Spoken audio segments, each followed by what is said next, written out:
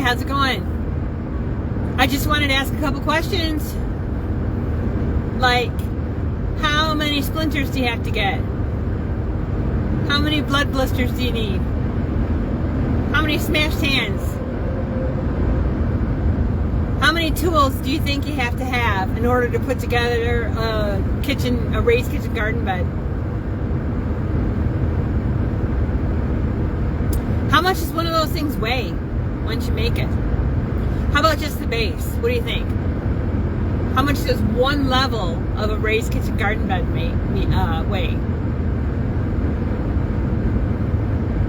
Do you know? Do you know how long it takes to cut all the wood? Do you know how long it takes to fasten all the wood? Do you know where to get the wood? Do you know what kind of wood to get? Do you know where the best spot is in your yard to put the raised bed? How long would it take you to figure that out? How many YouTube videos would you have to watch in order to install a raised kitchen garden bed that's going to be productive and it's going to work for you for several years? What do you think?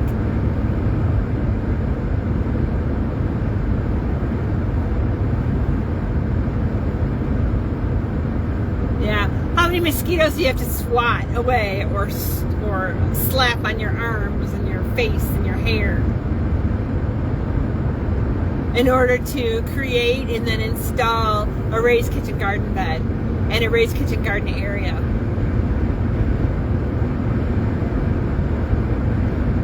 You ever thought of that? How long do you think it takes you to build one? You yourself. How many bags of soil or how many truckloads of compost do you think you need to build a raised kitchen garden bed area?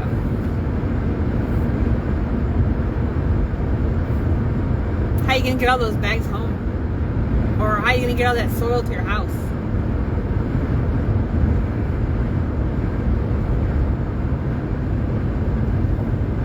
There's a lot that goes on to these things. A lot of moving parts. And you can do it yourself if you'd like to. You can do it yourself. You need to have a plan first. And you need to have a lot of patience with yourself and the people around you. And you have to know where to go to get the supplies. You have to know how much you need. How much gravel do you think you need for a raised kitchen garden bed area? How many feet of steel edging do you think you need for a raised kitchen garden bed area?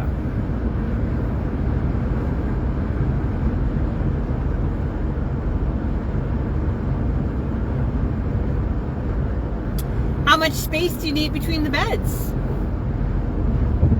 There's a good question for you.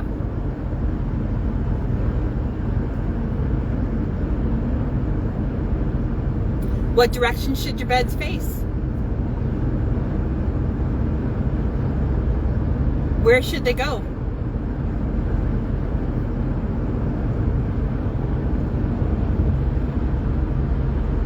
Do you want them all like in a row, or would you like to actually create a space of serenity and peace in your own personal kitchen garden bed area?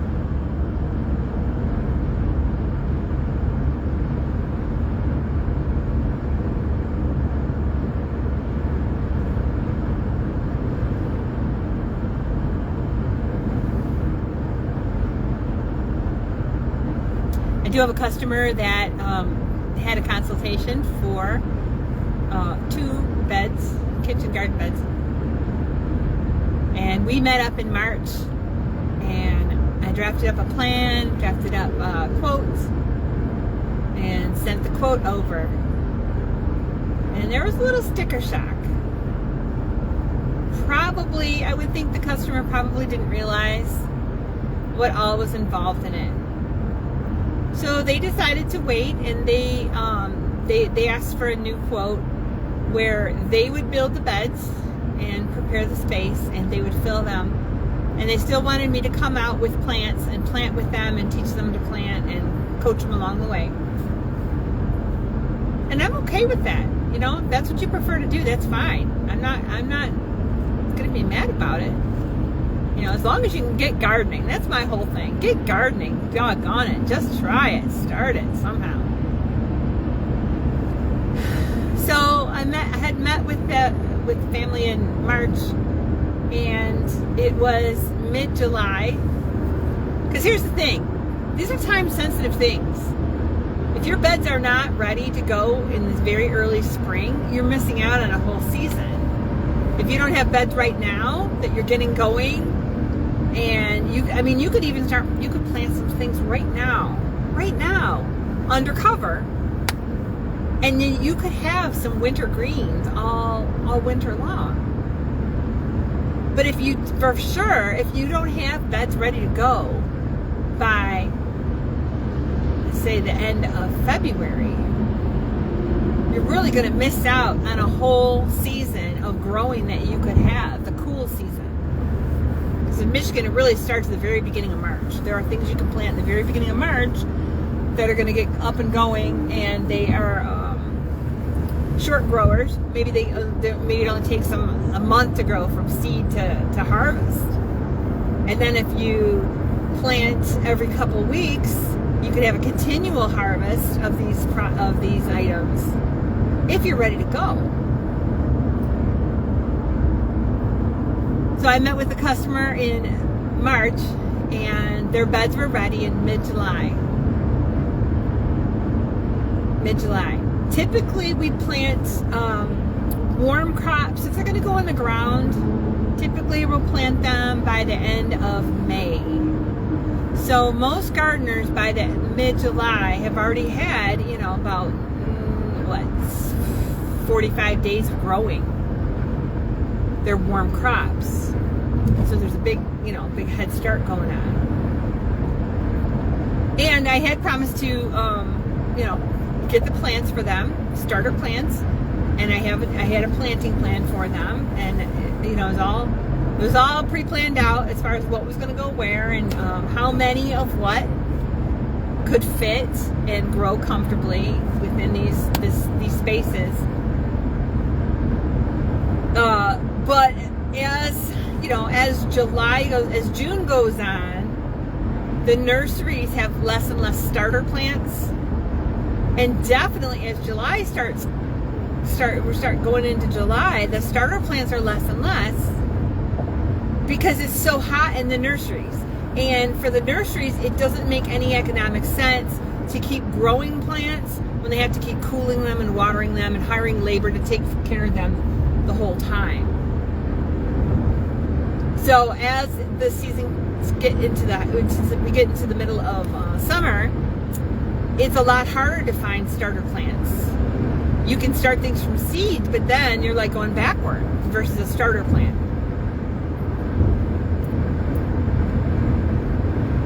So you could absolutely do it yourself. But do you know how? Do you know how much time you're going to spend? Do you know how much effort it's going to take to get up and running?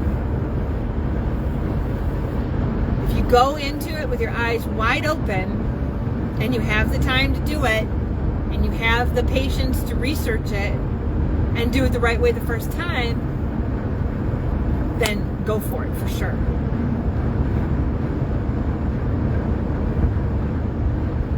And then you might as well, disassemble your own car and then drive it. Or, maybe you've built a home. Maybe you've built a home. Did you really build it? Did you pour the foundation and put the posts in for the supports? Did you end up putting the roofing on? Or did you hire somebody to do it for you? Let's think about it a little bit. So if you know how much blood, sweat, and tears goes into creating a space that's just right for growing in your raised kitchen garden bed, and you know how many plants and what plants will grow best, when to start the plants, if you're going to do from seed, when you pick them up as starts, when do the plants grow best? Because plants they look green, they got leaves, they have roots.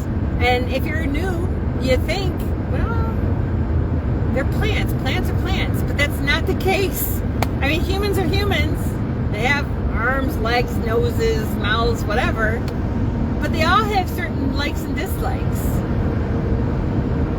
Like for me, I personally, as a human, I prefer it to be about probably about 72, 73 degrees, maybe, and partly cloudy. That's perfect for me. Other people want to be on the beach in a different country, and it's like 85, but hey, the ocean wind is blowing and they're on the beach and it's wonderful, and that's good for them. And then I know people that want to be up north in the UP of Michigan, and they love the cold, and that's great for them too. But so plants are the same way.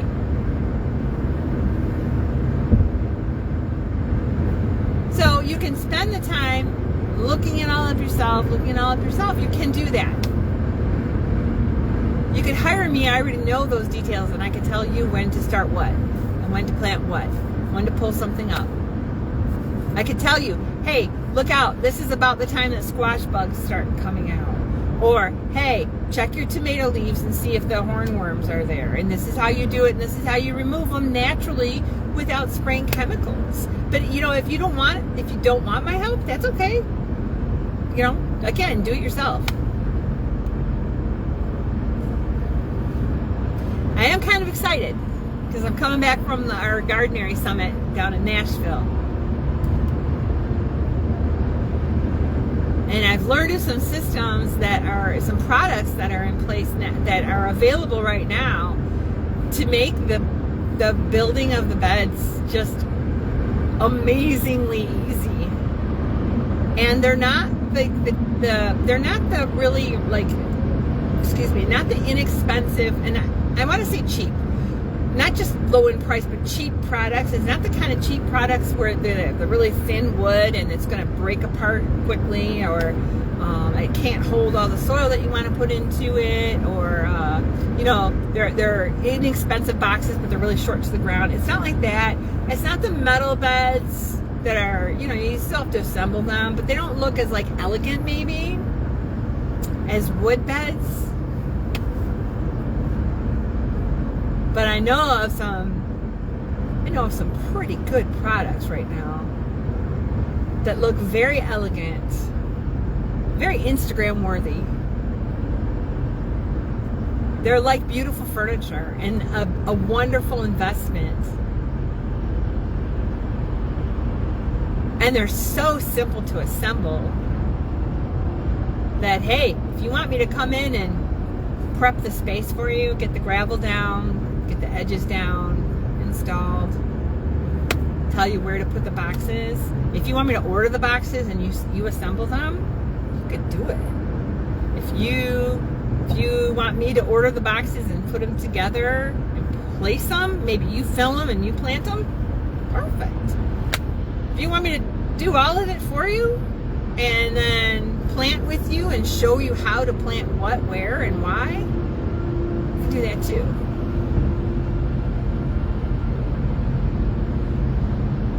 And there's going to be trade-offs. So, I tell you what, if my appendix bursts or I need my gallbladder out, I'm not going to YouTube it.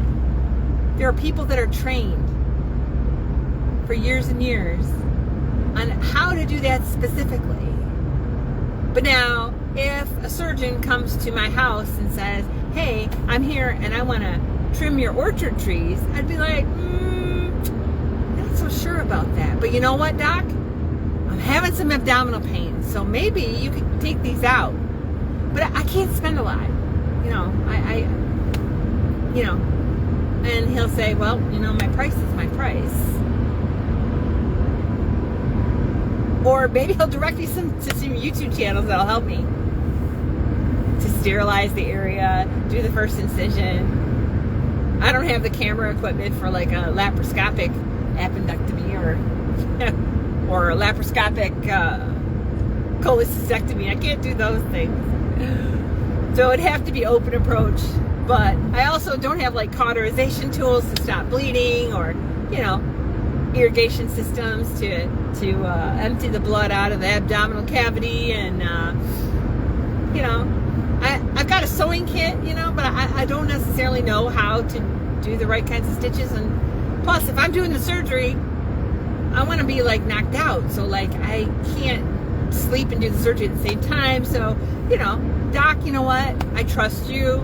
I trust you know what you're doing. You've done however many of these before. And yes, let's do this.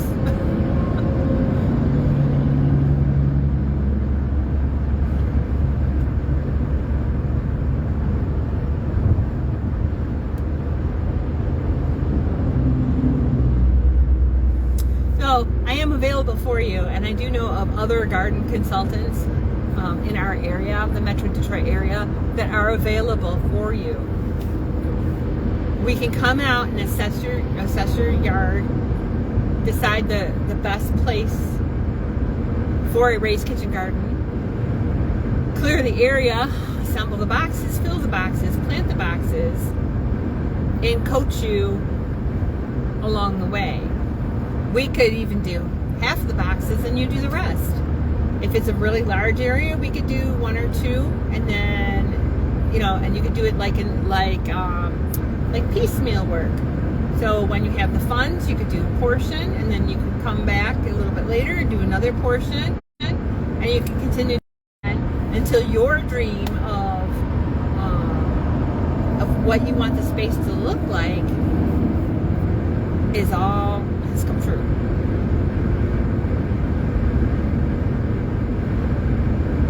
That's just something to keep in mind. Something to keep in mind. You can have gorgeous raised kitchen garden bed containers that are very elegant and very neat and tidy. And the space is very neat and tidy and easy to go through and easy to maintain. And then you get to have a chaos of plants, if you like to, that you can harvest every day, every other day, that you can cook with, that you could use medicinally, holistically, spiritually, that you could preserve for the times that those types of things are not growing. I don't know. Sounds fun to me.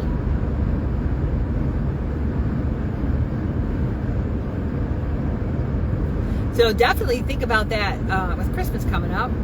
So let's see, we got Christmas coming up. We got tax refund season.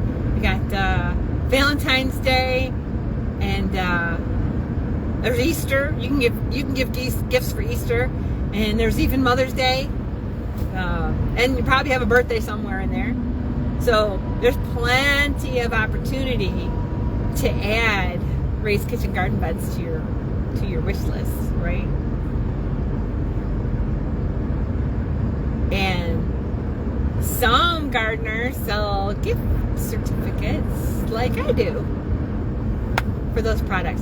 So if you're trying to think of, gee, what do I buy Grandma this year? What do I buy Mom this year? What do I even get Dad this year? These people, they have everything. They have already lived their lives, and now they're just like retired or whatever. And what do I get for them this year? Oh, you could get them some raised kitchen garden beds. Or you can get him some gift certificates toward raised kitchen garden beds. And then when your grandkids come over, or you come over, maybe Dad's barbecuing in the backyard, and he's like, oh wait, I need some peppers. He walks 6 feet over to the raised kitchen garden bed, starts picking the peppers off, rinsing them off, and putting them on the grill. Oh, I forgot an onion. He goes over to the onions section, pulls out an onion, shakes it off, peels out the outer skin, slices it up, puts it on the grill. Wouldn't that be so cool? Or your mom or your wife. Oh, I wanted to have some zucchini. She grabs the zucchini off of there, rinses it off, slices it up, puts it in the meal that she's gonna make. Hey kids, we could use some cherry tomatoes. The kids go run and get some cherry tomatoes for you. It's pretty cool. I know from my own gardens, I have raised kitchen garden beds. And I have grown in them. I have grown pumpkins, tomatoes, small pumpkins, not large pumpkins, on my trellis, tomatoes, beans, peas, okra, peppers, onions, garlic, Oh, and greens for sure. Kale, cabbage, broccoli, spinach. Right now we're growing radishes. I've grown carrots in there. Sunflowers. Actually, there was an accidental sunflower that grew in there and I let it go. That's okay. Calendula. Let's see, what else? Oh, I grew tomatillos in my raised kitchen garden bed. I grew ground cherries in the raised kitchen garden bed. There's a lot of things you can grow in those. And the cool thing is they get warmer in the spring faster, and you get to decide the soil that goes in there. And so they start off with wonderful soil. When you have raised kitchen garden beds, you're not dealing with clay. The clay is underneath, and you don't have to mess with that at all. Especially if you get like an 18-inch or a 2-foot raised kitchen garden bed, that clay has no bearing on what you do or don't do. Sand has no bearing on what you do or don't do, because you're adding soil and compost and a little bit of sand for drainage, so that the plants can be the most healthy plants that they can be in that environment. So it's a fresh environment. It's like, I think of it like, if you're going to have a baby, you're not going to just show up at the hospital one day and be like, yeah, I'm having this baby, and then you bring it home and you like, I don't know, what are you going to do? Are you going to put it in your dresser? Are you going to let it wear your t-shirts?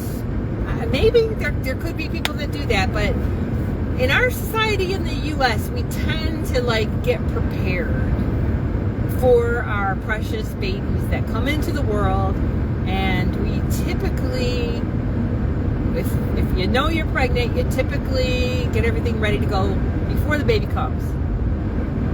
So it's going to be that way with your plants as well. You want to make sure that the environment is the optimal environment, and the plants are going to have everything that they need for the nutrients and the sunlight and the water requirements before you bring them home.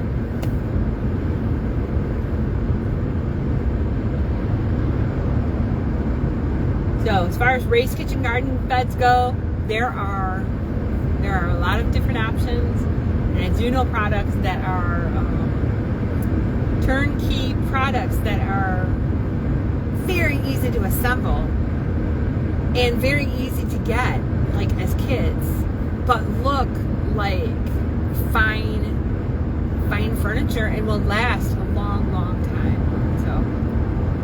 So, just saying. So if you haven't started gardening yet, I really, really encourage you to do so. If you think about your past season, you think about what went well and what didn't go as well as you'd like to, and you want to make some changes, I'd think about that as well.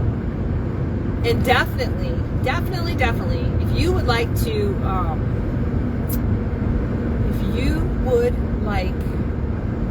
meet with me, you want me to come out to your space and check it all out, and give you the most advice that you've ever had over your particular space, and then things you can do on your own later if you wanted to make the space even better, definitely let me know. But in the meantime, if you wanted my free planting guide, then send me a quick message with your email address and let me know that's what you're looking for, and I can send it out to you. So if you watched all this way, all the way to the end, there's your freebie for you. It's a free planting guide, and it's available via email. So send me your email address and I will be glad to send that to you.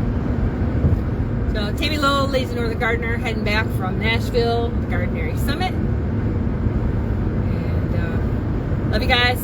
Catch you later.